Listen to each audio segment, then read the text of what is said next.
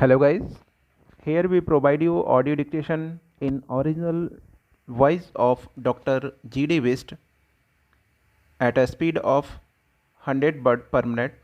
If you want more these type dictations at a different speed of all books, Hindi or English, then subscribe, like, share or comments also on my channel, and lot of thanks of any kind of suggestion. Now ready?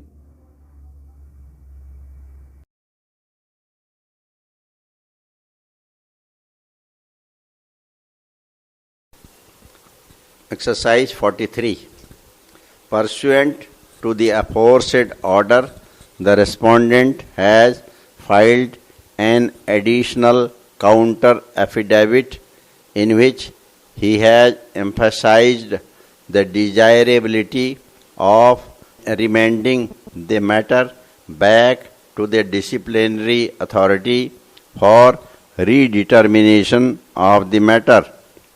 He has emphasized that failure to supply the inquiry report to the delinquent deprives him of making a proper representation to the disciplinary authority before that authority arrives at its own findings with regard to the guilt or otherwise of an employee. This admittedly not having been done, clearly the respondent was prejudiced in submitting his defense. Even if this court concludes not to remand the matter back to the disciplinary authority, at least it has to be remanded back to the High Court. He has stated that a number of points were raised before the High Court which have not been considered on merits, as the High Court decided the writ petition only on the ground of non-furnishing of the inquiry report. Since the inquiry officer and the disciplinary authority had concluded that some of the charges have been partially proved and others completely proved, it was necessary to supply the findings of the inquiry reports.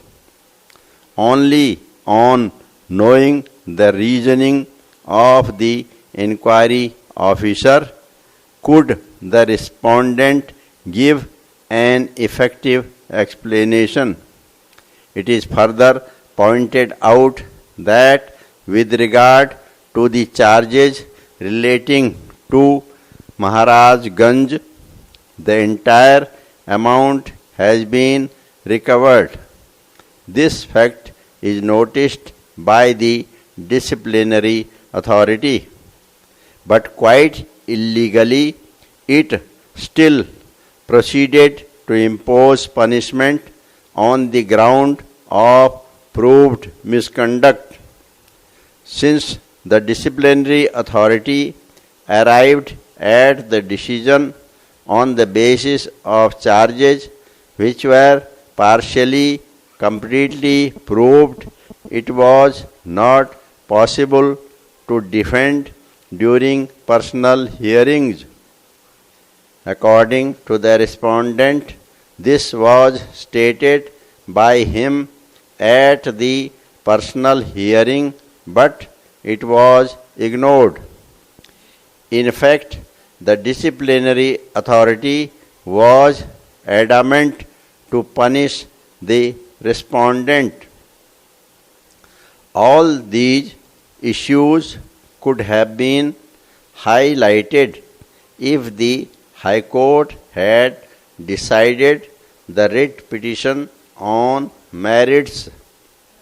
Therefore, matter needs to be remanded back to the High Court for a decision on merits on all the issues raised by the respondent. In our opinion, the aforesaid grievances of the respondent are without any factual basis. The petitioner has placed on the record of this court the translated copy of the charge sheet, reply of the respondent to the charge sheet.